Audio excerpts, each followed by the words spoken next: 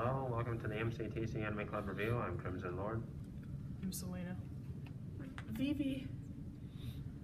And today we'll be reviewing the anime series Snow White with Red Hair. And even though it's ironic, we chose a couple-themed anime considering what yesterday was. Valentine's Day. I forgot about that. I woke up that morning and I was like, oh my god, it's Valentine's Day. I have to get that sale on the candy. Anyway, what can we say about this anime? I gotta say, I suppose, to sum it up, it's a basic main heroine runs away because something happened in her hometown where she couldn't stay there. In her case, some selfish noble wanted to make her his concubine. Yeah. It's very overly sweet. And later, she eventually goes to a different country and makes friends with the prince, no less. And I suppose if I had to say one thing about it, it would be that the main point of the story is the heroine trying to find her path in life that leads her to her fate that she decides for herself. So, initial thoughts? Honestly, it wasn't all that bad, considering this is my first time watching it. It's so sweet it'll give a cavity to peer into that. I thought that it was pretty good so far. This was an anime I was looking forward to watching. I think it has a great, strong female protagonist who is an herbalist, so she knows a science, About plants. which isn't very common in anime female protagonists with romance anime, so I thought that was cool to see. And yeah, she can stick up for herself, which is good. And we did cover this, kind of briefly covered the story, which was pretty much it. So, start with characters. The main heroine, Shirayuki, an aspiring herbalist with apple red hair. She used to have it in a ponytail, but she decided to cut it in order to keep herself hidden from prying eyes. After all, she was currently on the run from a selfish noble. Did she leave that hair behind for him too? Yeah. Yeah. She's like, if you like it so much, you can have it.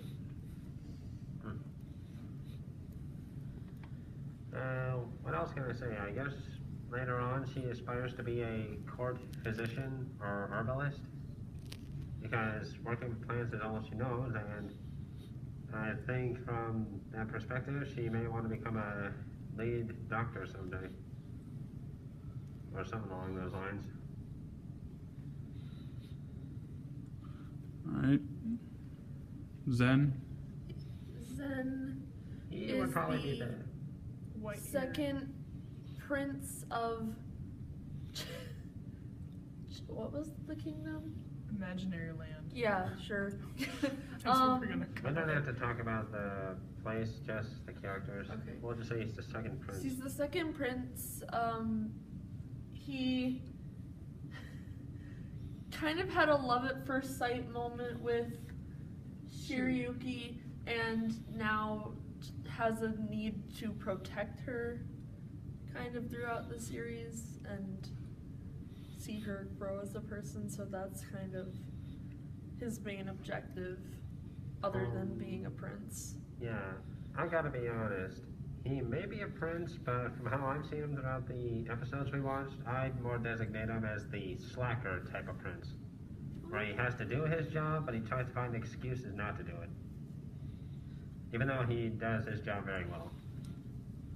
He's an anime character with white hair and blue eyes. And he has a brother that's super hot. But we'll get to him later. He was so good looking when they introduced him. I was like, whoa, okay. Yeah, that guy we're not talking about until he's at the very bottom of the list. Alright. Mitsuhide. One of Zen's loyal guards. He Seems to be the butt of everyone's teasing. Yeah. I actually really liked him though. Tries to be tough, but is not, you know.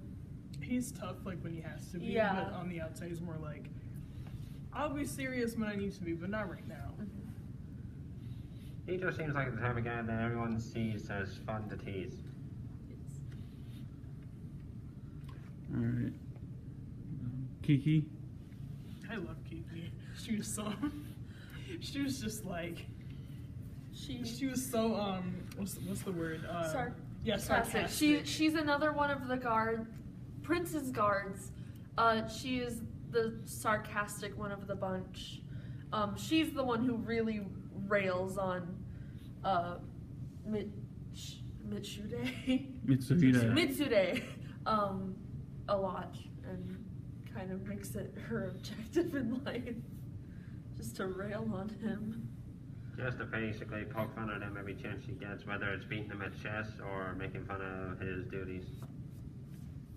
I'm like waiting for an episode specifically for them to be like, oh, you want to go to the prom with me, girl? And she's like, no, but honestly, I mean, yeah. And then he's like, oh, I thought you were, like, I don't know how to explain that, but it's like, when people do that and they're like, say, hey, do you want to go to the dance with me? And then the girls are like, no. And then he's just sitting there like, oh, okay. And she's like, I meant yes, you idiot. And he's like, oh, okay. I really don't say him like that. Alright, Obi. Obi. Who was Obi? The assassin. Oh, right. Yeah, he seems like a monkey, honestly. I really don't think he's human. Just because, just because, the way his pupils are shaped, and when they show everybody else, it's like... He's got that cat eye thing, and he Naruto runs. I gotta be honest, he seems more like a monkey than a cat. Yeah. He's always hanging out in trees, and he wears green attire, so... But, yeah. He might be a secret cat, though. I guess he's more like a spy. I guess he's... That got turned into a guard. I suppose he would be classified as the character who has to earn everybody's trust. Sort of. Okay, Raj. Raj is the moron prince of the kingdom that Shiryuki came from. He was the one who wanted her to be the concubine, and now he's kind of just a coward prince, and moron and everything. Not really important. The pushover kind, and which is ironic because the person who voices his dubbed voice usually plays the characters in dubbed animes that are usually whiny pushovers, or they have scheming something behind everyone's back. I actually, when they introduced him in the first episode, I did not expect him to be the type that was into sex. Because when he said, oh, can you be my concubine? I was like, you don't look like the type that would actually want that. I don't know. It was just the way he was made. Maybe it's more like cuddles. Yeah, his voice and the way he was drawn, it just looked like he wasn't into sex. So I was like, okay. He just seems like the kind of person who would want to just keep things as treasures. Or on display and not to do anything with them. Alright, who's next? Ryu. I feel like I've heard that. The head cart orbalist, the kid. Oh, right. The quiet kid that, He kind of seems like... Yeah, he's a kid, but he's also one of the smartest characters in the entire anime. Which I can normally see in some animes where you see them as a small little kid, but they're actually a big deal. He seems like he's trying to prove himself because he is a little kid, though. So he's cut himself off from what usually little kids would do, and he's more invested in his work. Although, from how his personality is, it looks like he's not that used to human emotions. I mean, he was just panicking when he saw Shiryuki crying. Oh yeah, when he came out running, I was just thinking in my head, are you gonna pass out? Because it looks like you're having an asthma attack. You could not breathe. Alright, and then last character, Prince Izana. The first prince. Honestly, I think... At first I thought he was supposed to be the most responsible character ever, but It seems like he's the big jerk of a brother that tries to make his little brother's life miserable by looking for every small problem that he was eventually able to deal with, but always focuses on the bad stuff just to make him look bad. He's a very good-looking asshole. Like, I can't even. Every anime needs one. Yeah. But he may be first in line for the throne, I guess, but if his little brother is doing better than he is at his prince job, then it could be changing the hierarchy and the succession line. I want to know where, like, everyone's parents are in this anime, because I don't see his parents, Dead. and then you don't see the other prince's parents who was like, be my concubines. I'm like, where are the parents? Do they have their own castle? Are they dead? Probably. That's usually how they All right, Art and music. art and music. Honestly, I didn't mind the music so much. It was pretty good. Yeah. Seemed to fit well with the timeline. The opening and endings I thought were pretty satisfying openings and endings from what we got to hear of them, so. I just liked the instrumental. I didn't really care for the opening so much.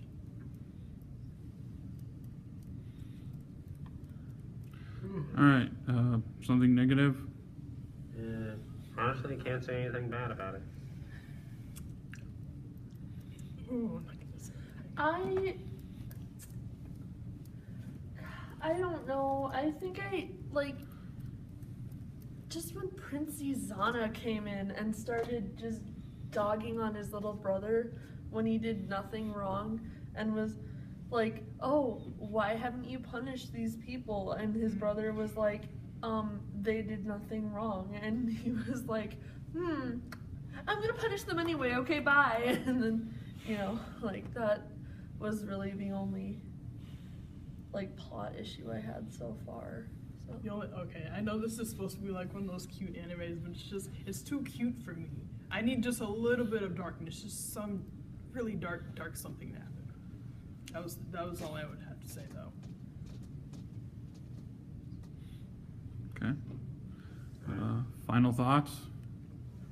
I'll give it 5 out of 5 apples. Final thoughts. Oh, sorry, just say that for later. Honestly, I can't say any final thoughts. They've remained unchanged throughout the entire review. I thought this was a pretty good anime from what I have seen so far. Had a pretty good storyline with the relationship growing at a nice steady pace, and I'd definitely continue watching it and maybe watch it again. So. Okay. Score. I'm not into the You know my score, 5 out of 5 apples. I'll give it a 4. I want to give it a 7 out of. That's what I mean, the scale of 5. Oh, is it? Oh, so sorry. I'll give it a 5 out of 5 apples. Okay, A-, that's not too bad. Well, anyway, that's it for today's anime review. Join us next week when, depending on the circumstances, we'll either be watching and reviewing When Marnie Was There or the series Rising of the Shield Hero. Until then, this is the MCTC Anime Club signing off.